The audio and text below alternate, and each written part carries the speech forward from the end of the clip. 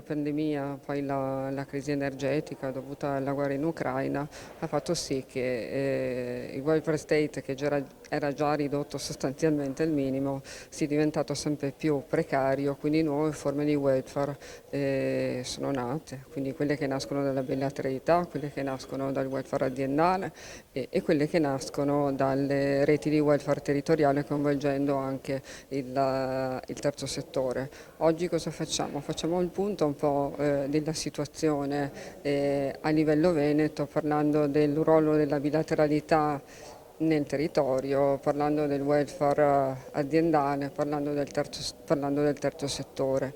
Quindi un territorio veneto vicino ai veneti.